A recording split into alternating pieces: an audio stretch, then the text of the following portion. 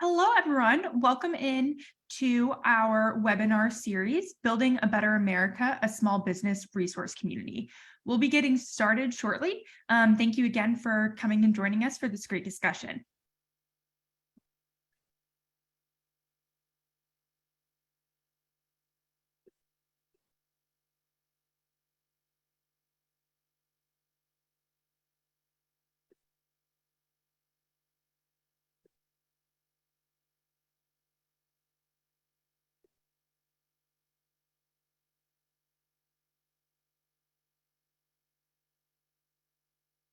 Awesome. Thank you all for joining. We are going to go ahead and get started.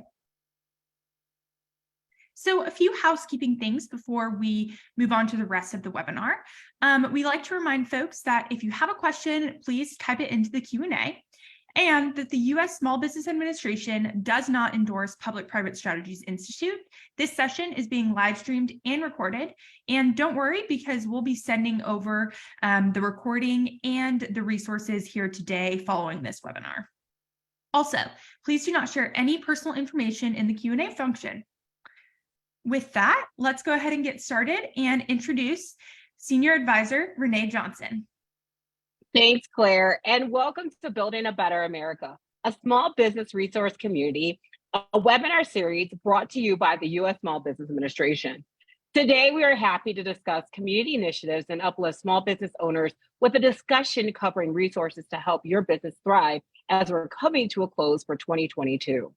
We're excited to have each of you here for this webinar today. And our goal today and across the series of events is to connect small businesses with critical resources and information about the Biden-Harris administration's policy agenda, including how the Inflation Reduction Act, the bipartisan infrastructure law, and the American Rescue Plan create opportunities for small businesses. Today, we'll be convening with small business leaders as we wrap up 2022 and look forward to 2023. We'll also provide business owners the opportunity to learn more about resources to prepare their businesses for the new year from our wonderful panelists. Now I have the pleasure of introducing the Associate Administrator, Jennifer Kim. Jennifer Kim serves as the Associate Administrator for the Office of Field Operations. In this role, she oversees 68 district offices and 10 regional offices throughout the country. The SBA field offices provide small business access to programs and services in coordination with resource partners, lenders, and other local economic development organizations. This nationwide network oversees the delivery and management of SBA small business programs, including access to capital, contracting assistance, and business development initiatives. Jennifer is a graduate of the University of Michigan with a Bachelor's of Arts in History and received a Master's in Public Administration in Urban and Social Policy from Columbia University School of International and Public Affairs. And with that, so excited to introduce to you Ms. Kim. Thank you so much, Renee, and thank you so much for hosting not just today's webinar, but I think a great series all year to help support small businesses across the country. And thank you all for joining a couple of days ahead of the holidays here. I hope everybody is safe and warm, and if you're snowed in somewhere, at least that you have some hot cocoa and good snacks. But hi, everybody. My name is Jennifer Kim. As Renee said, I'm the Associate Administrator for the Office of Field Operations at the U.S. Small Business Administration. I have the great pleasure and privilege to work with really dedicated field staff across the country through those 68 district offices and 10 regional offices that are really there to do whatever they can to serve you, America's small businesses and entrepreneurs. This is actually wrapping up my first year at the U.S. Small Business Administration, and I'm really excited to join you to actually just give you a little bit of a recap of what we've been up to this year and all that we've accomplished together and what we're looking forward to in 2023. While you're on the webinar, if you haven't found your local SBA district office or resource partner yet, feel free to go to sba.gov/local-assistance. Or if you just go to the sba.gov homepage and click on local assistance, you can type in your zip code and find out who is the SBA office closest to you that could help you out. But just want to say it's been a really exciting year for the agency. I think like many of you, we are working to kind of transition out of our pandemic programs and get back to kind of business as usual. But let me just state a couple facts about this year. So first of all, it's a record year for new small businesses. We have seen some of the fastest growth in small business applications in history from even before the pandemic. So that just shows kind of the resiliency and the ingenuity of American entrepreneurs. No surprise to me, but women and people of color are leading that charge actually, which I think is also really great. Again, just showing the kind of scrappiness of folks that are having to pivot coming out of the pandemic. But we've seen applications for over nearly 5.5 new small businesses, and seen some of the fastest job creation in the last 40 years. And really, I think the strength of this recovery is really rooted in small businesses across the country. There's over 33 million small businesses that really have helped local communities stay vibrant and alive, as we kind of transition out of the pandemic. We recently celebrated Small Business Saturday, the Saturday after Thanksgiving, and I hope you all were able to experience folks from your communities coming out to shop in your companies. Under President Biden, we did distribute over $450 billion in pandemic assistance, whether that was through the Restaurant Revitalization Fund, the COVID EIDL, the COVID Economic Injury Disaster Loan Program, our Shuttered Venues Operations Program, or as what most people know us for now, the infamous PPP, Paycheck Protection Program. And so we're really, proud and honored to have served as the agency that administered those crucial programs to small businesses. I really admire all of the SBA staff that have really worked tirelessly the last couple of years to do that. But in addition to that, while we were still managing billions of dollars in pandemic programs, we did also have a record-setting year for some of our traditional SBA loan programs. Two of our biggest programs are known as the 7A and 504 loan programs. I hope you've heard about them, but if not, they are really great tools for small businesses and entrepreneurs to access capital that you might not be able to elsewhere. They are, SBA guaranteed loans through a local or regional lender that can help small businesses if you need capital for equipment, supplies, even for real estate transactions if you're trying to buy a building or a new facility. So again, those are 7A and 504 loan programs. Through all of our capital programs, we achieved nearly $43 billion in funding to small businesses this past fiscal year, FY22, which represents more than 62,000 traditional loans through our 7A, 504, and microloan lending partners. And it was a record-setting year for the 504 program with, I believe, over $9 billion in loans.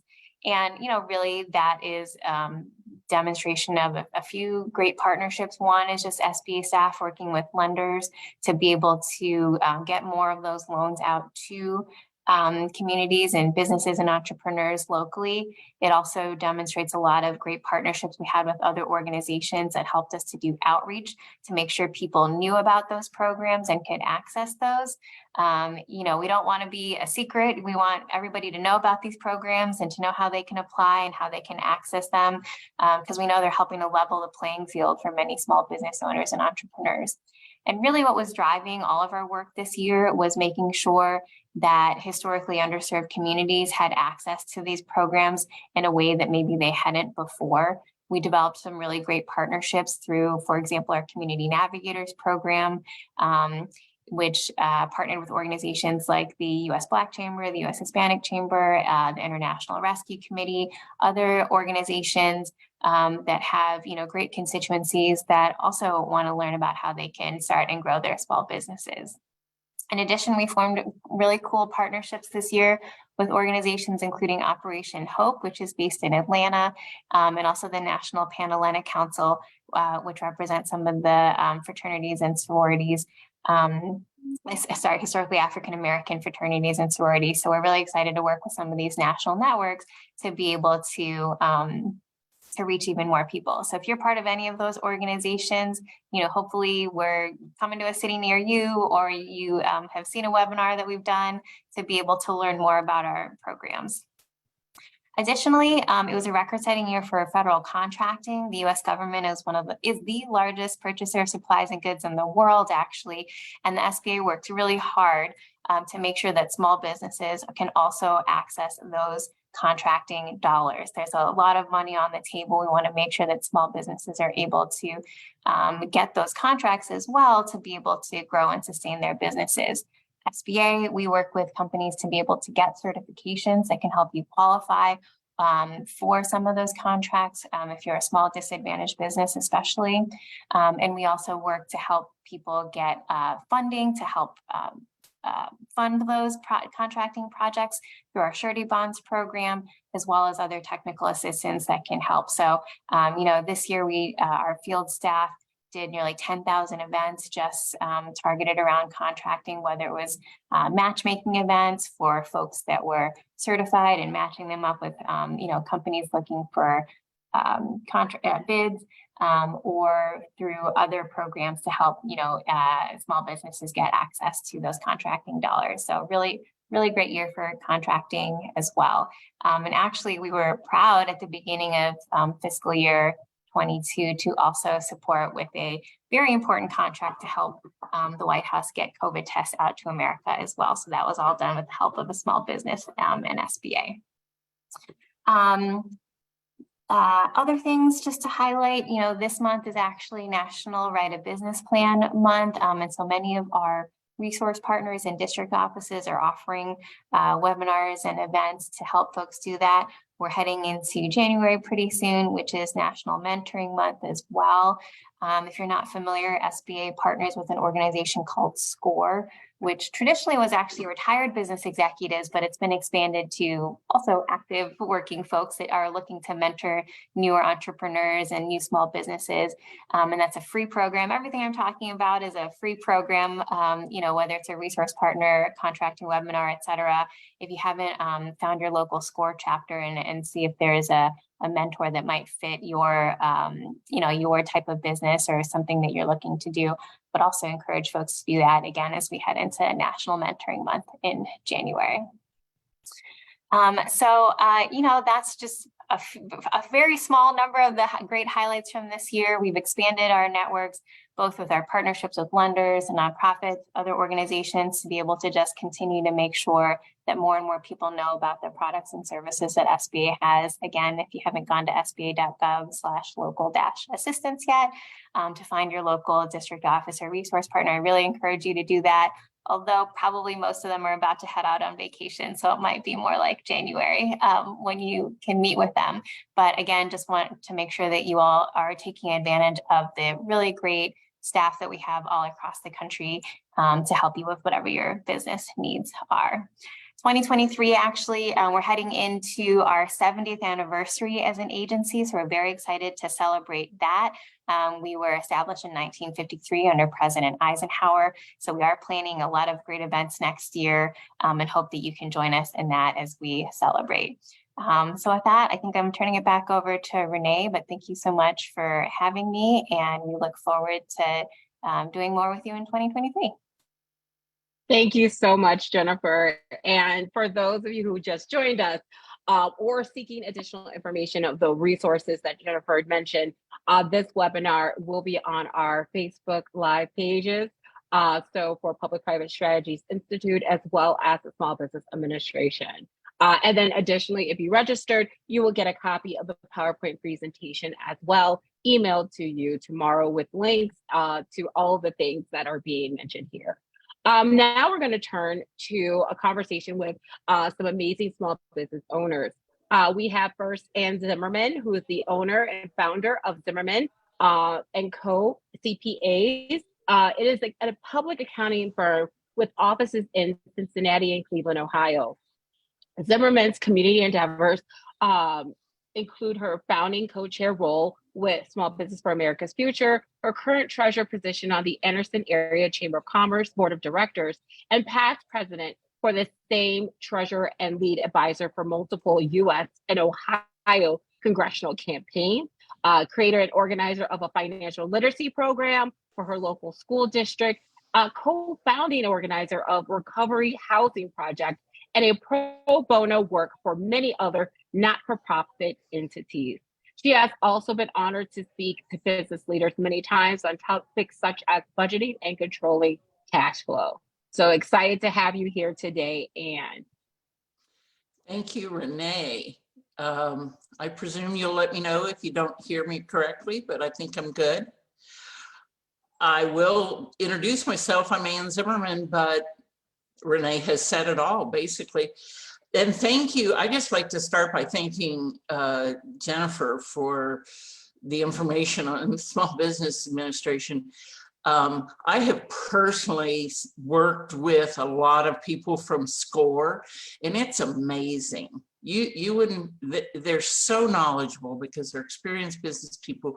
If you're a small business, you are missing out if you don't reach out and see where they can help you grow and improve, and it's free. They've made huge differences to a lot of our clients. That's all I can say. Thank you, Anne. And now we're going to introduce Malik Lee, who is the managing principal and founder of Felton and Peel Wealth Management.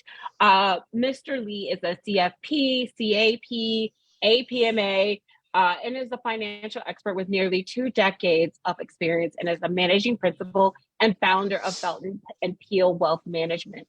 Malik is a thought leader within the wealth management industry and often lends his expertise. He is a subject matter expert, CFP, exam question writer, and a former chair of the Council of Examinations for the CFP board. He's also the former chairman of the Financial Planning Association of Georgia, founding member of the Morehouse College Plan Giving Council, and a member of the Association of African American Financial Advisors, also known as AAA. Lastly, he was selected in 2021 by Investment News as a member of the 40 under 40 class, voted the top 8 most well-known Black financial advisors in the US and the top 100 overall Investopedia, and one of 5-star professional wealth managers of the year in Georgia. And with that, thank you so much, Malik, for joining us today too. Thank you. Thank you. So we're going to start this conversation, Malik and Anne, because it's the end of the year. There's many business owners who are just getting amped up and trying to figure out how do they sort of shut their business down during this holiday season, gear up for 2022. So like to just kind of ask you both, just generally, what can small business owners do to prepare for the tax season that's about to be bestowed upon us? As we all know, there's a lot of changes coming up. And we'll start with you, Anne. Thanks, Renee. Overall, get yourself organized for sure. Pull together all your expenditures, your revenues, be ready to report at the end of the year. Go to the irs.gov website, pull up publication 535, which will tell you what are and are not eligible deductions. One other thing I would really like to stress is consider whether you are eligible for the employee retention credit. The applications for this are still open. Not everybody's eligible, but if you had payroll, if you had W-2 employees, then there's a chance you are. And if you have not applied for it, it could be a significant check that you're going to get from the IRS. At the same time, be cautious. There are cold calls and emails and scammers out there left and right that are taking large percentages of your credit. That's not the way to do it. Talk to a CPA. They'll do it for just a number of hours of their hourly fee. They're not going to take 25% of your credit, you know. And make sure you take a look at whether you might be eligible, because the qualifications have expanded as the detail has come out. That would be my number one, I think. And remember, you know, as with the PPP, these are subject to audit. So it's not something, you know, you want to do if you're not qualified. But certainly you don't want to leave it on the table. If you are, the purpose is to help small businesses. Know that Meal expensing, 100% of your meal expensing is going away at the end of this year. And starting next year, you'll be back to not deducting all of it. Know that R&D expenses have to go over 4 years. You don't get to deduct them anymore. And know that if you have remote employees, you may have some state and local issues that you have to start. The laws have changed since COVID, and a lot of the localities have tightened up who has to withhold or report to their state. Having an employee in a state working remotely might give you nexus, meaning you need to deal with that state. And be patient. The IRS still has a backlog of 8 million returns. Some amended returns, some paper returns. They have said that if you haven't heard in 6 months that you should file again. I don't agree with that. I think it just puts more in the paper pile unless you can file electronically, and absolutely file electronically anytime that you can. Thank you. And Malik, any suggestions that you have to help small business owners as they prepare for this upcoming tax season? Yes, a few things that we think about from a planning perspective, and then and our point of view from that standpoint. The first thing, and it's the easiest, is always giving to charity and gifting, right? So that's one of the easiest ways that we could kind of get in there, swoop in, and make sure that we do something that's quick and impactful. We have to remember that depending on the institution or the company, there's just only 4 to 7 business days left in the year, the way that the calendar is falling. Some businesses are off this Friday and upcoming Monday, and then the same thing because New Year's falls on the weekend as well too. So you're limited. You have to make sure that we putting our hustle hat on, and we're going to work from that standpoint. The other thing that you can do that's low hanging, depending on where you're at from your finances, income, things of that nature, and that's tax loss harvesting, right? So that's a strategy of selling equities within your portfolio at a loss for tax purposes and turning right around in 30 days to buy them back. So you're locking in those losses, you're looking at that, but that's definitely something that you want to talk to CPAs with, like Ann, and things of that nature, to make sure that you are gathering those losses correctly. Because if you're looking at ordinary income losses, those are limited to 3,000. And the reason why it's called tax loss harvesting, because even if you're not taking it all in 1 year, you're harvesting those losses for later on, right? But now I'm going to get into the part that I love the most, and that's the planning, right? So if your company doesn't already have a retirement plan, it's not too late to set one up. In fact, some plans like SEP IRAs, self-employment pension plans, allow you to create and contribute to your plan in 2023 for the 2022 tax year, right? So that's one tidbit to keep in mind. But one of my favorites that has becoming very popular over the last few years, it's been around for a long time, but over the last few years, and that's a solo 401k. Right, also known as an individual 401k. Plans like these are very popular for solo entrepreneurs and husband and wife teams. So your smaller entrepreneurs. These plans, they are a fraction of a cost of traditional 401ks. We're talking approximately $500 to set up a solo 401k versus $2,500 annually for your traditional 401ks. They also allow some of the most cool features within side of retirement plans, such as participant loans, right? Such as traditional pre-tax 401ks versus Roth 401ks. And then also after-tax 401k contributions, which if set up properly, can allow you to put up to $43,500 in as Roth contributions annually in 2023. I mean, that's huge, right? That's well above the $6,500 limits that the $6,500 2023 limit for your IRAs. But one thing you want to keep in mind, all solo 401k providers are not created equal. So selecting the right custodian is paramount. Some solo 401k providers will provide a 401k feature, some won't, some will provide a loan feature, some won't.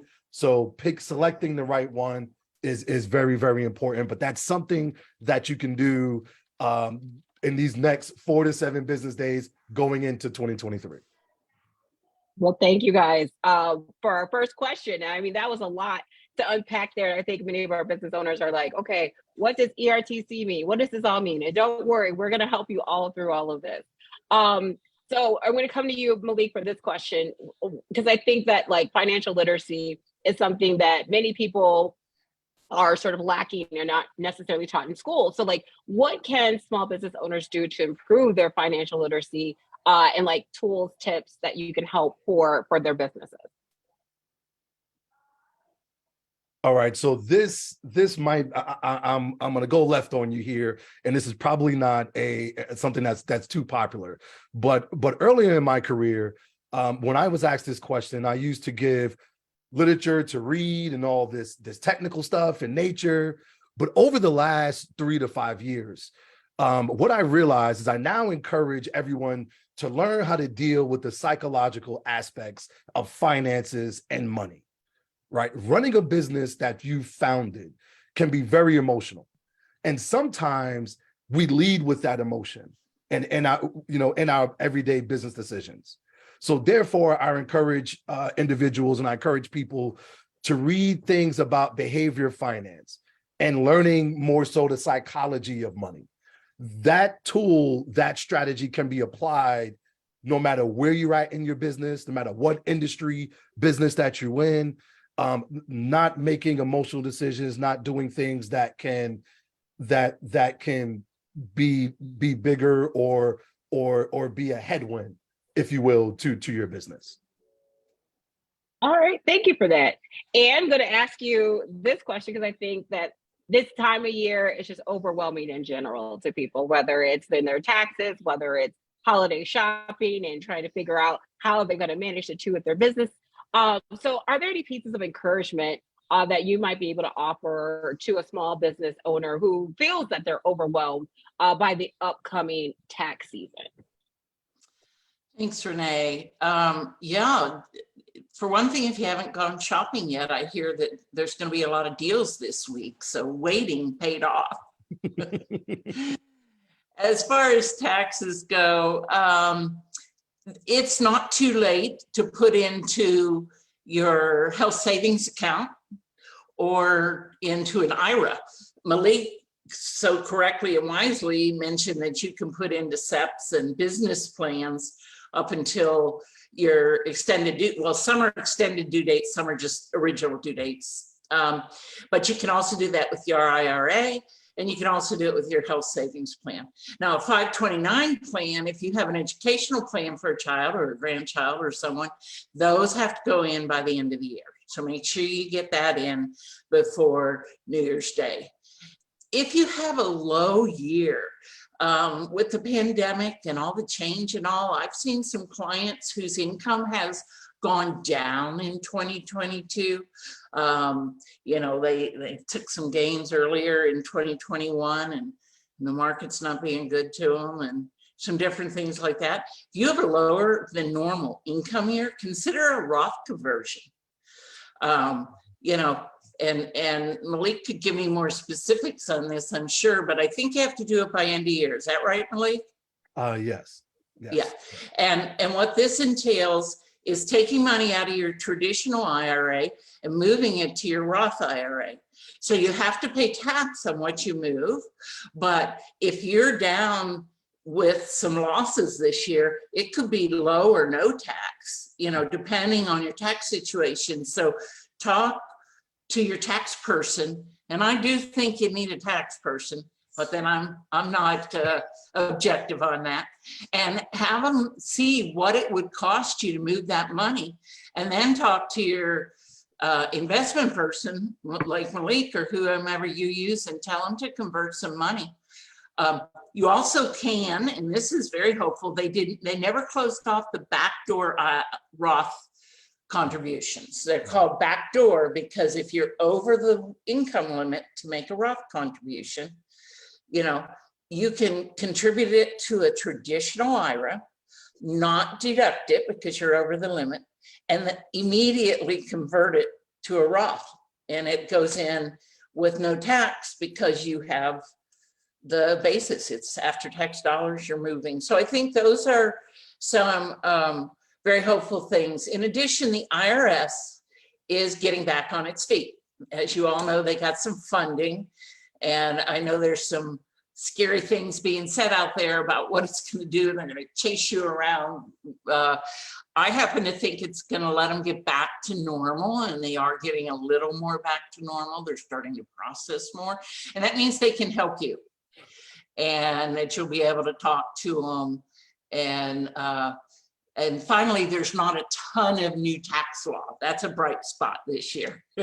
Some things have expired and a few things have changed, but it's not going to be, I don't think, the chaos that we've seen the last couple of years.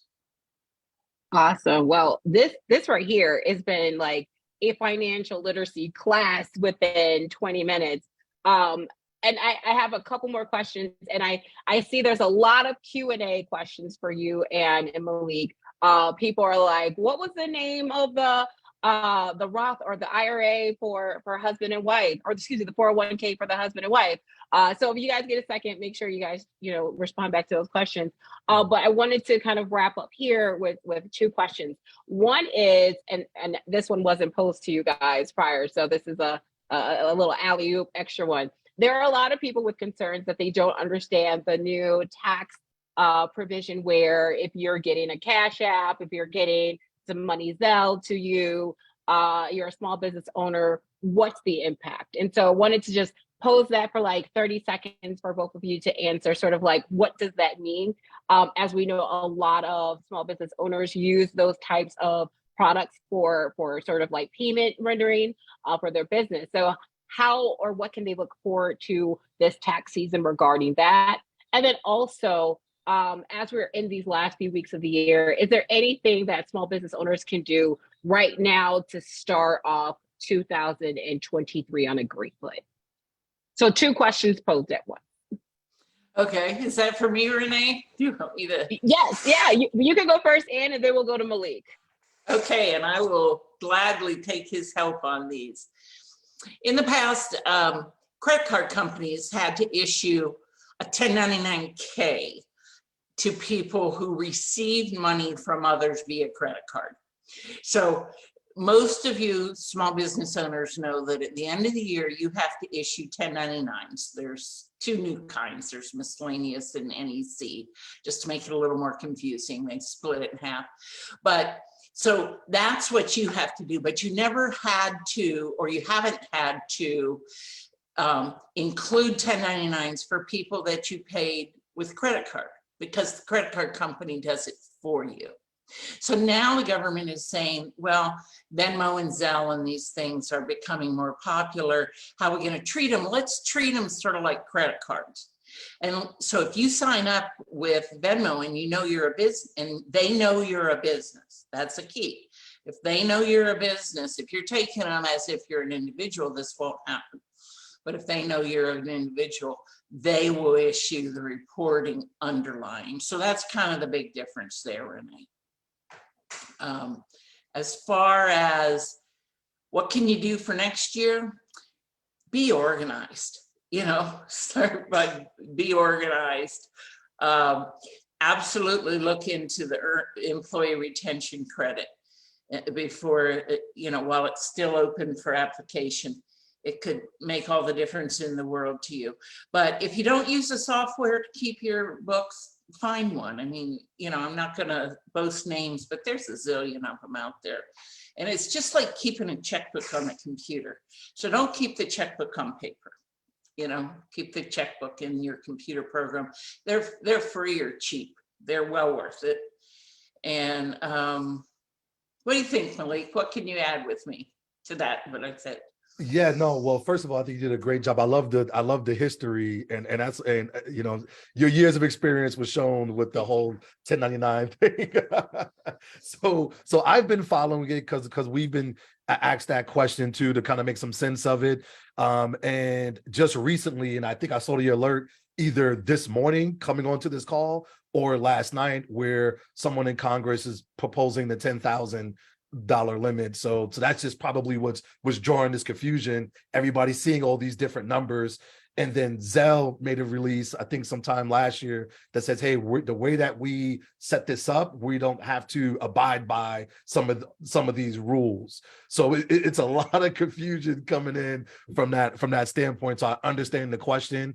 But at the end of the day, and I guess I'll let Ann give a head nod, yes or no. But at the end of the day, we always want to be recording these transactions. We always want to be recording this income.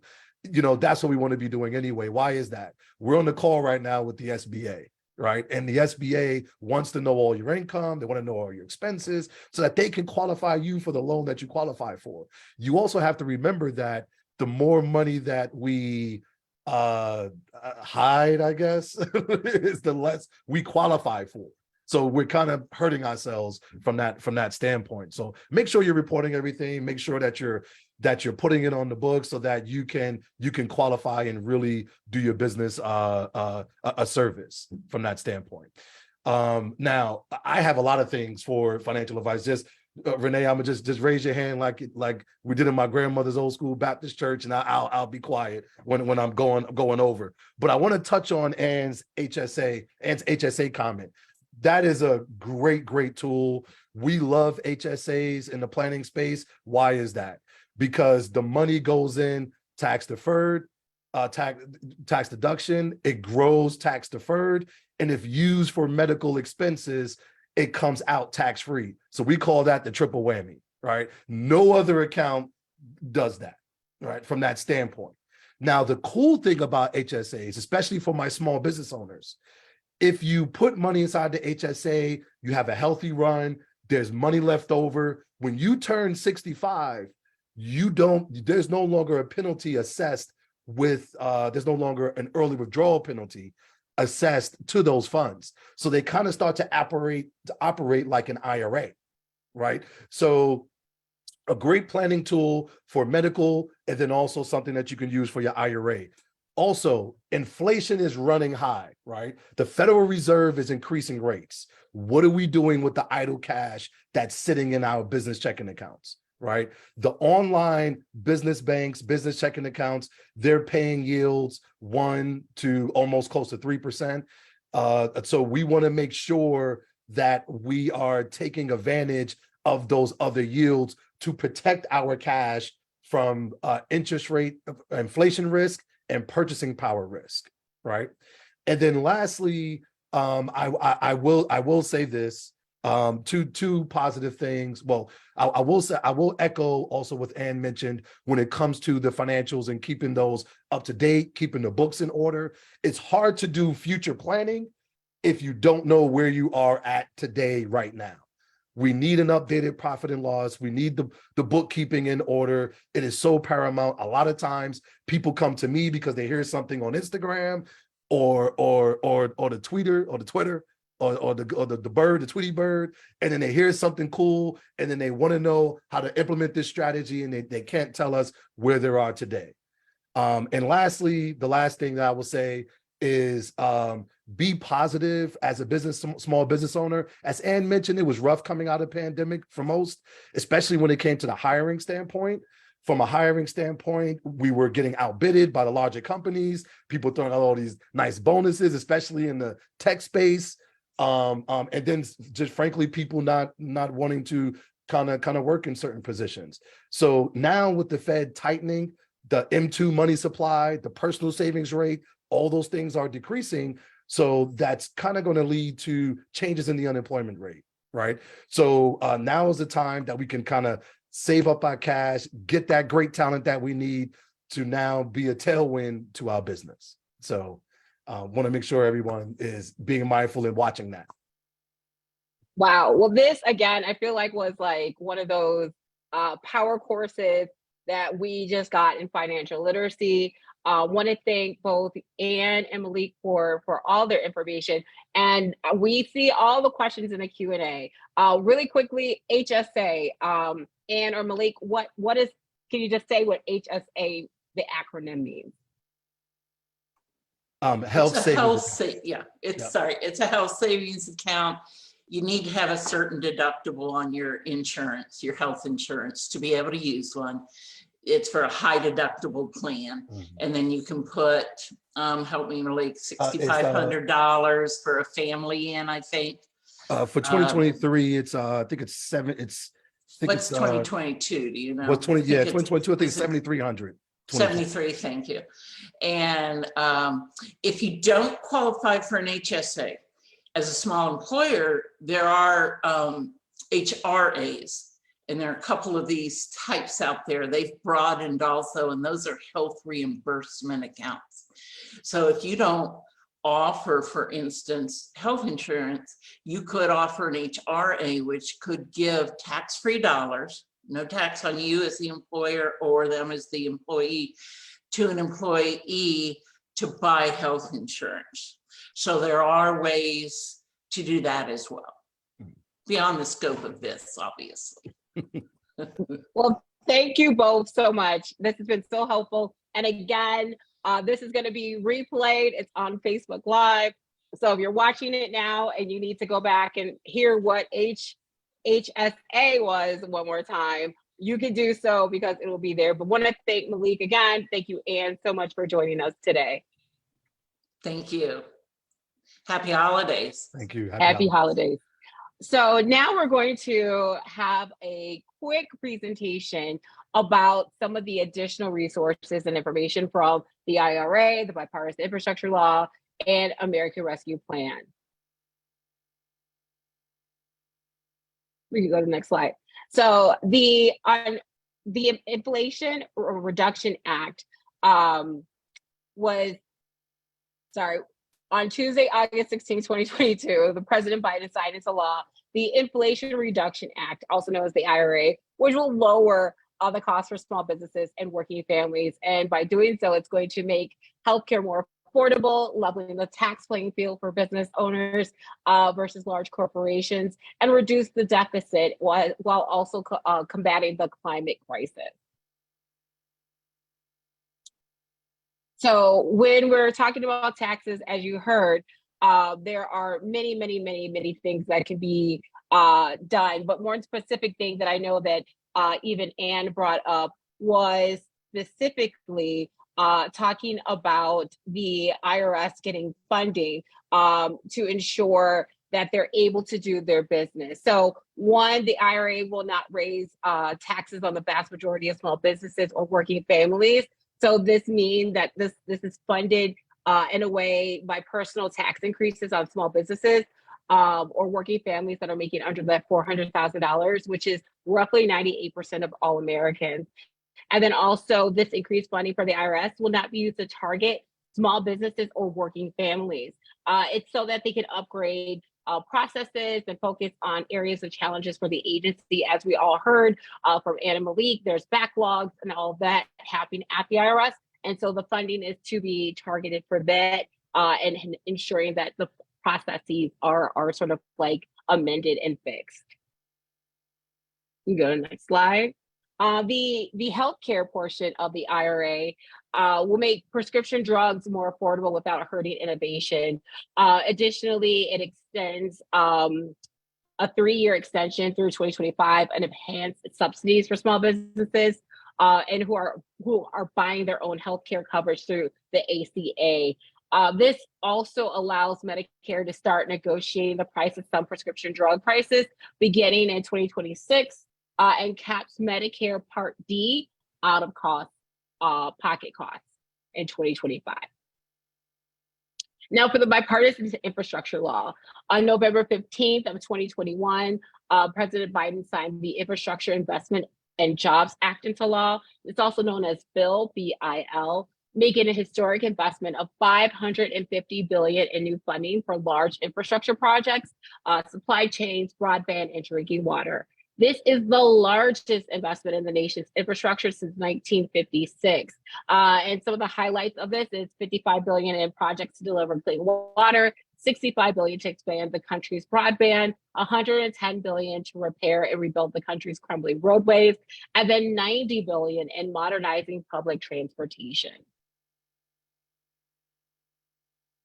So how is the bipartisan infrastructure bill going to impact small businesses? Well, it's going to touch virtually every part of Main Street and its economy. The law will expand access to tens of billions of dollars to federal, state, and local government contracts.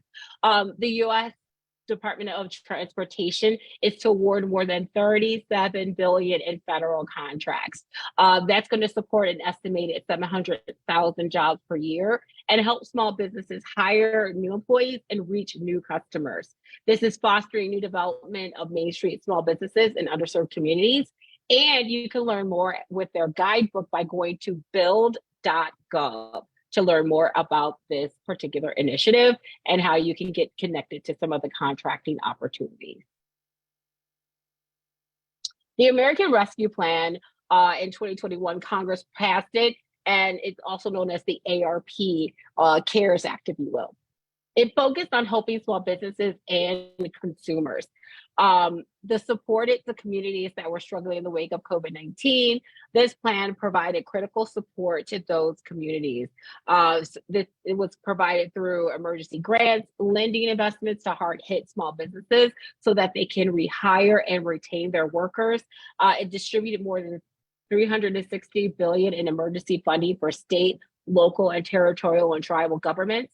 And then also it helped hard-hit public transit agencies avoid layoffs and service reductions, which disproportionately harm workers who are more likely to be dependent on public transportation.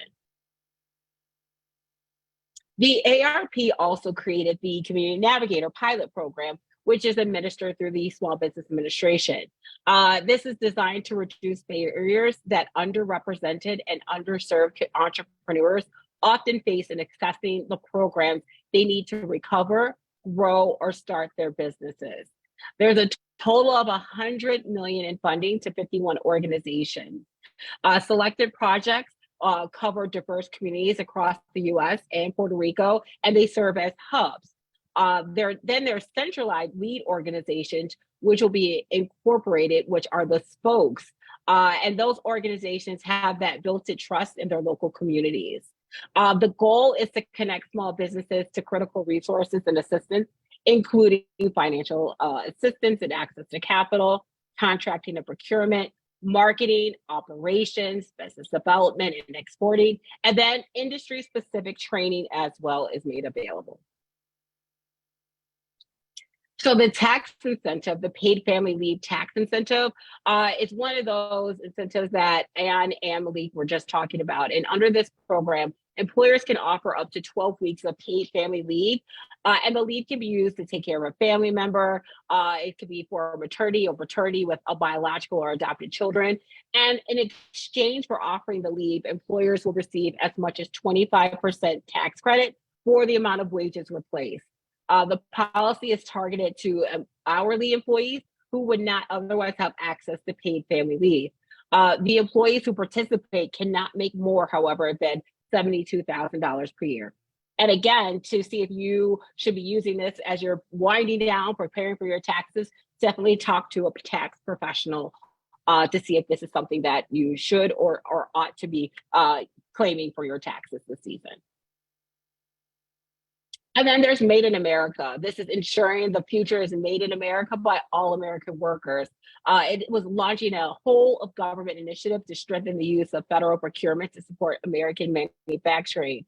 To continue building on these implementation efforts and ensuring these ambitious goals aren't just talked about, but there's some sort of action behind it. The executive order established the creation of the Made in America office within the White House Office of Management and Budget, which is also known as the OMB. The Made in America office works to implement federal procurement and financial management policy to help carry out the president's vision of a future made in America by all American workers. And this includes, of course, minority entrepreneurs, and small businesses in every region of our country. And to find out more, go to madeinamerica.gov to see if this is something maybe your business should be participating in as well. Now we're going to talk about updates you should know about COVID-19 and becoming a vaccination small business leader in your community. So one, we want you to know that small business leaders can do so much. You can get vaccinated and get boosted. And if you have already been vaccinated and boosted, encourage your employees, family, friends, and neighbors to get vaccinated as well. You should create a vaccination plan for your business, review it with the state and local vaccine policies, or seek some sort of legal guidance to do so. Consider incentives such as the paid leave tax credit we talked about for your employees to get the shot and booster. And if they have side effects, they have the time to recover from them. Whether you encourage, incentivize, mandate vaccines, communicate the plan to your employees both verbally and in writing. Continue to follow the Center for Disease Control and Prevention guidance on wearing masks and social distancing even after all of your employees are vaccinated. And you can check out these resources, which again, this presentation will be emailed to you, so you can click on those links for additional resources to help you as you create your plans for your business. And then you could also go to whitehouse.gov/COVID plan to learn more. And with that, we are coming to a close, and we want to thank you all for joining us this year as we were here for this amazing webinar series. If you have any SBA related questions, you can go to answerdesk@sba.gov. And if you have any questions about a copy of this webinar, please feel free to contact event@publicprivatestrategies.com. We'll be back in the new year with more webinars. So please sign up with the SBA and Public-Private Strategies Institute so that you can get information about our next webinar that will happen in early January. And with that, we wish you a happy holiday season and see you all in the new year.